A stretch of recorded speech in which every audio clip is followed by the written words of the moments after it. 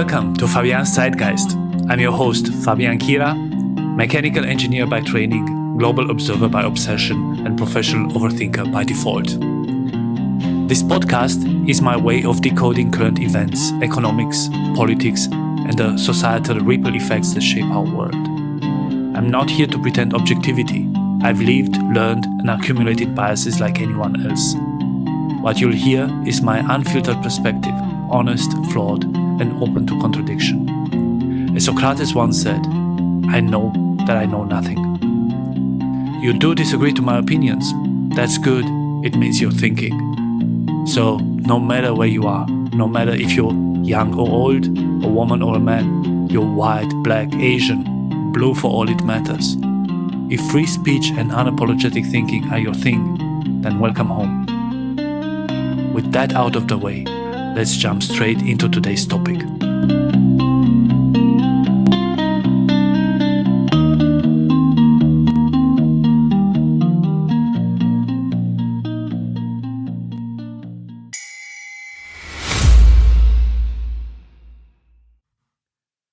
I want you to think about what you had for dinner last night. Take a second. Picture it. Maybe it was something simple. A bowl of pasta with tomato sauce, a salad with feta cheese, or something heavier, like a steak with French fries. It might have been sushi, tacos, or pizza. At the end, the point I'm trying to make is that I'd bet that at least part of what you ate last night didn't come from your homeland. The tomatoes in your pasta, those are from the Americas. The peppers sprinkled on top, originally from India. The wheat that became your bread, it was first cultivated in Mesopotamia. Every flavor on that plate tells a story of migration, of trade, of conquest, of curiosity. Food is culture. And whether we realize it or not, we appropriate culture all the time. Not maliciously, but because it's human nature to taste, to try, to blend, to learn. Now, imagine, really imagine a world where we didn't do that. Where we could only eat what our ancestors ate 100 years ago. No pizza unless you're Italian. No sushi unless you're Japanese. No tacos unless you're Mexican. No kebab shops in Berlin.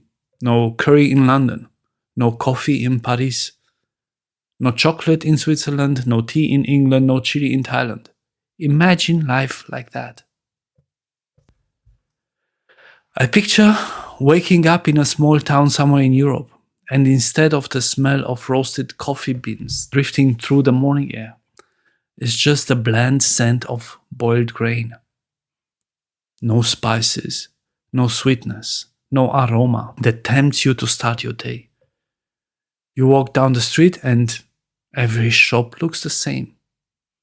No colorful tiles, no fabrics of different colors, no music playing from faraway lands. Just a grey repetition of what's ours. And a world like that, I think, would be quiet. Too quiet. No jazz spilling out of a bar. No reggae music across a beach in Greece. No flamenco rhythms echoing through the alleyways of Barcelona. No fusion food trucks where Korean meets Mexican or Peruvian meets Japanese. It might be hard for you to imagine, but I can. I lived it. The first 10 years of my life were spent under communism, behind the Iron Curtain in Romania. Everything was grey, isolated from the rest of the world, with minimal possible interaction with a rich and colorful world from the other side. No bananas, no oranges, no cartoons on TV, no toys, no foreign music, no chocolate. Some of you who shared similar experiences with me might want to correct me, and you would be actually right. It's wrong for me to say that all those things were not existing. There was still a black market, and we still got the rare opportunity to interact with a chewing gum or a piece of chocolate on a rare occasion. But chocolate I tasted maybe 20 or 30 times in a decade. Whenever we got our hands on a piece, we divided carefully, just enough to get a taste. Some things were more than rare, they were mythical. Pineapple, for example. We had a word, but not a fruit. I remember tasting a single ring from a tin once, before communism collapsed. That was it. Never seen one in real life before the curtain fell. But where do I want to come with that? Well, today I want to talk about cultural appropriation. What is cultural appropriation and what's the real issue with it? Let's start with a definition. The one you'll find in textbooks or online discussions.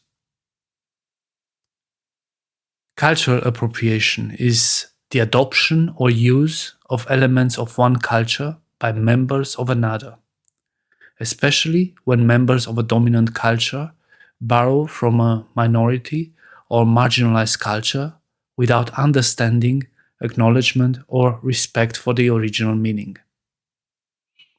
So it's not just about using something, it's about doing it so without context, without care, sometimes even for profit. That's the definition. But as most things in life, the truth is more complicated.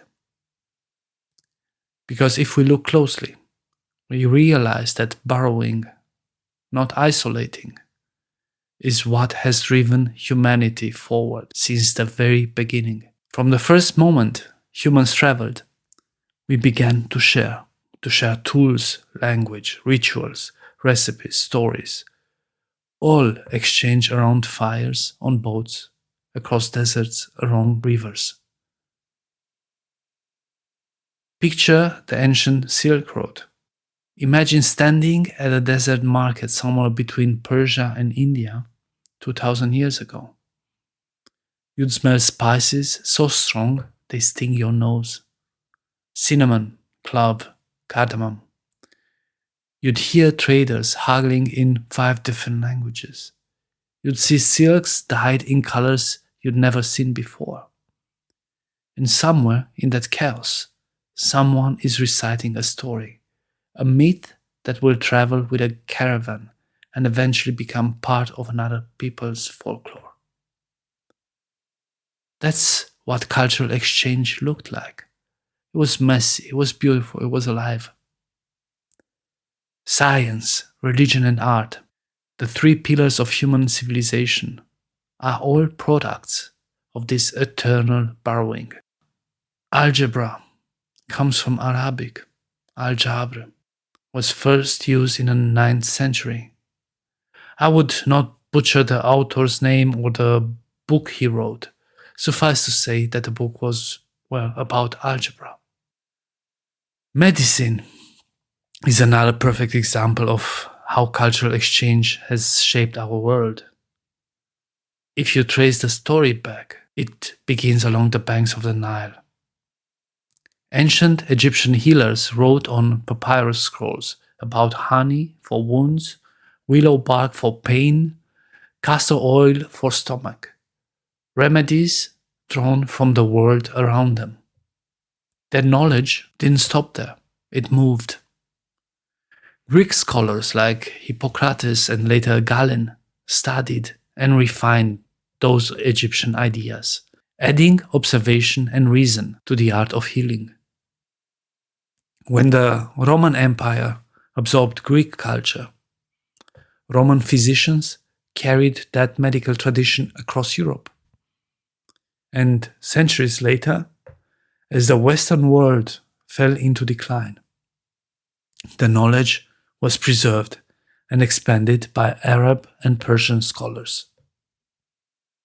In the great libraries of Baghdad and Cordoba, thinkers like Al-Razi and Ibn Sina translated Greek and Roman text, mixed them with Persian and Indian wisdom, and created something entirely new.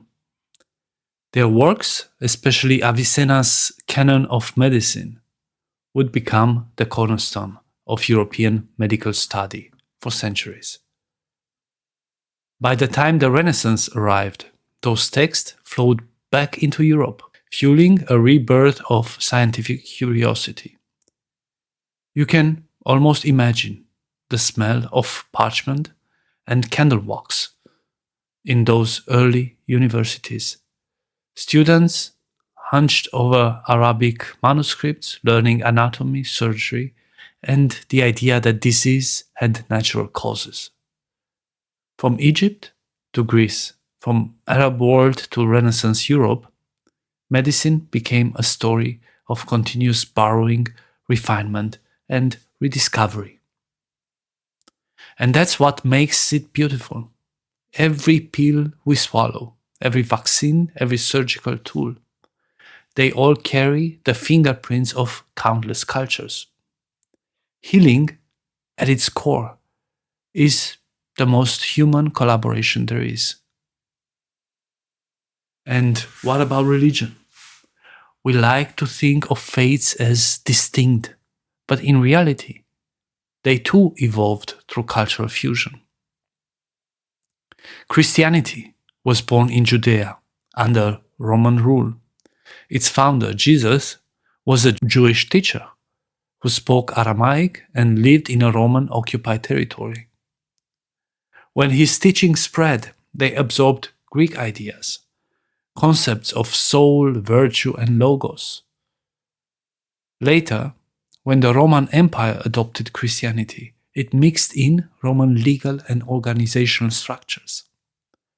The result wasn't just a religion, it was a synthesis, a belief system born at the intersection of Jewish tradition, Greek philosophy, and Roman power.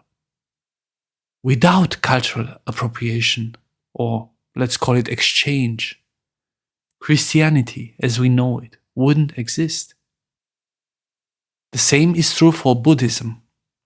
It started in India with Buddha meditating under a fig tree. But as it traveled along the trade routes eastward, it transformed.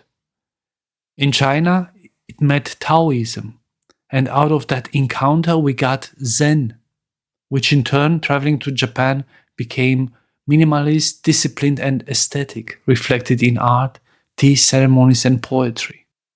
In Tibet, Buddhism merged with native Bon rituals. Each time it crossed a border, it changed. Not by losing itself, but by expanding. Now, saying that culture should be shared doesn't mean that we all represent every culture equally well. There are subtleties only lived experience can capture.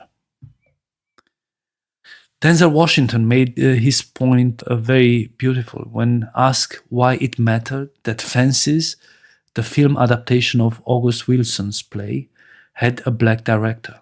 He said, "It's not color, it's culture." Steven Spielberg did Schindler's List, Martin Scorsese did Goodfellas. Spielberg could direct Goodfellas. Scorsese could have done Schindler's List.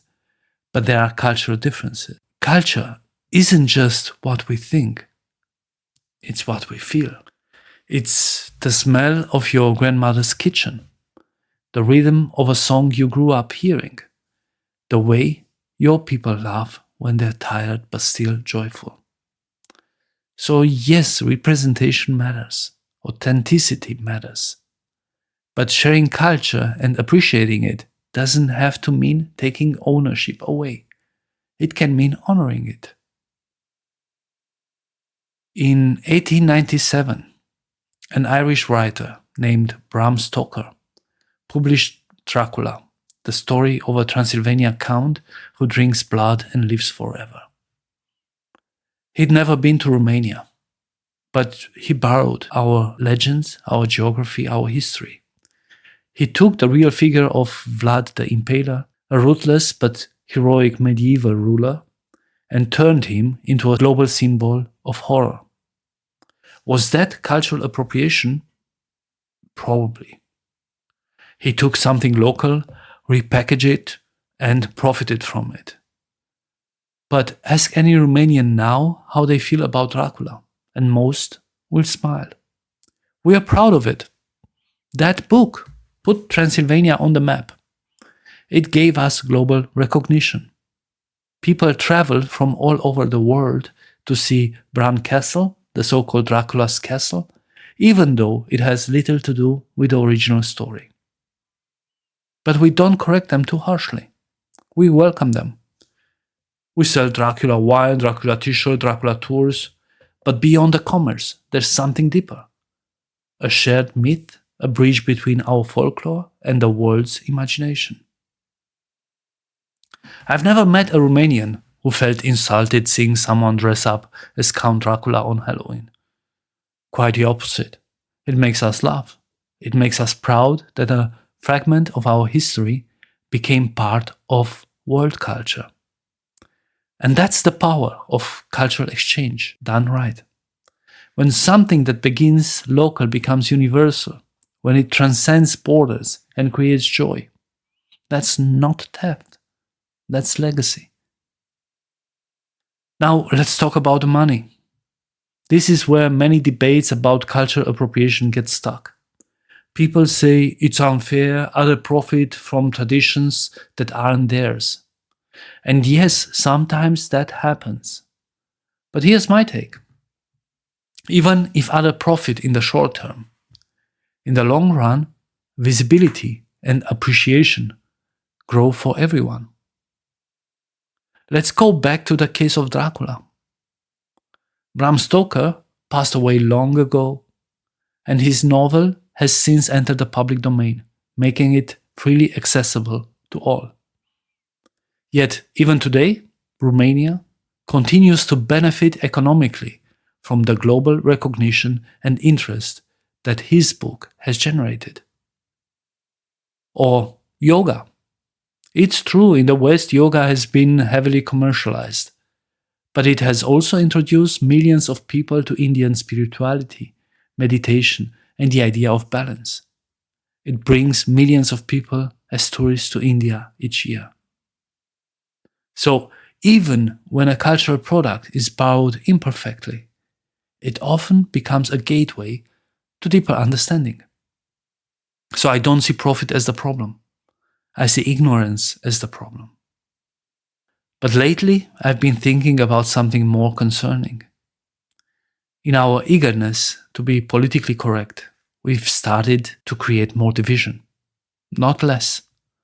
We walk on eggshells, afraid to touch anything foreign. We censor ourselves in the name of sensitivity. We hesitate to appreciate, to explore, to experiment, just in case somebody might get offended. And what happens then?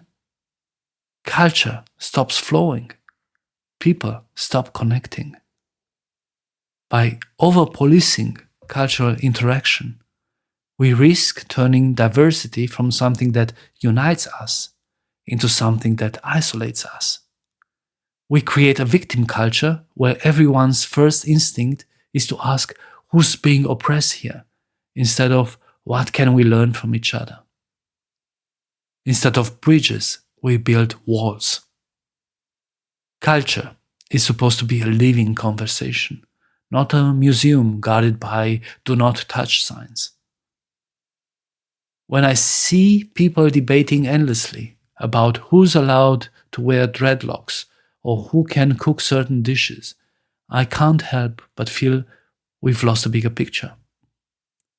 These symbols were never meant to belong to one person. They're the product of human history, of migration, of adaptation. Culture isn't fragile. It's resilient. It doesn't need to be protected like an artifact. It needs to be lived, shared, and celebrated. When we insist on absolute ownership of cultural elements, we turn identity into property. And that's when we lose what makes culture beautiful in the first place. Its openness, its generosity, its capacity to evolve. So, my final take on this. Taking over parts of the culture we come into contact isn't an act of disrespect. It's a sign of admiration, of curiosity, of wanting to connect. When we cook another culture's food, or wear their clothing, or dance to their rhythms, we are saying, I see you, I appreciate you. Your way of living speaks to something inside me. Of course, we must be careful not to mock or exploit. But imitation, sincere loving imitation, has always been a form of flattery. It's how culture spreads. On the other hand, ignorance breeds fear. Fear breeds conflict. Curiosity? Curiosity builds bridges. Even when others profit first, exposure can lead to opportunity. When something becomes visible, it becomes valued. That's how traditions survive, not by staying hidden, but by being seen.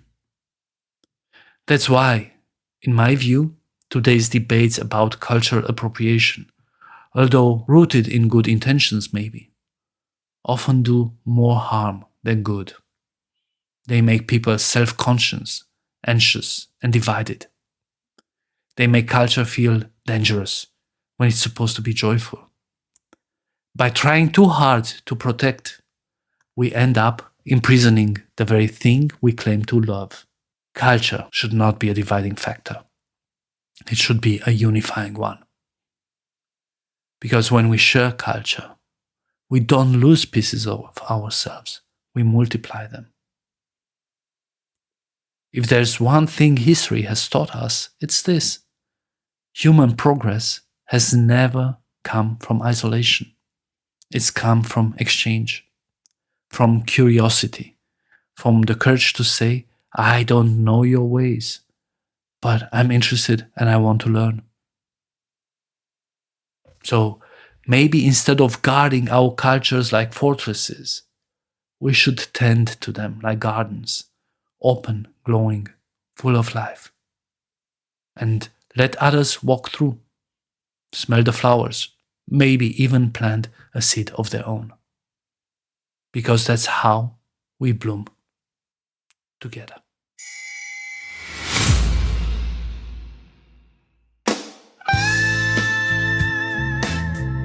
Hi guys, it's Eva, Fabian's better half. At least that's what he calls me. So, did you enjoy the podcast? If you did, go ahead and hit that like button. Even better, rate it and subscribe. That way you'll be notified as soon as new episodes drop and you'll be helping others discover the show. If you'd like to support Fabian's Zeitgeist, you can do so by donating via the PayPal link, which is available on the podcast's website, www.fabianszeitgeist.com. That's FABIANSZEITGEIST. Your contribution helps ensure the continuation of the podcast and keeps the conversation going. Also, don't forget to leave us your feedback. It helps shape the direction and quality of future episodes, so feel free to share your thoughts. Until next time, stay critical, ask questions, form your own opinions, and be ready to change them if you hear better arguments. Fabian always listens, eventually, especially when I tell him he's wrong, which is often. Alright, bye guys.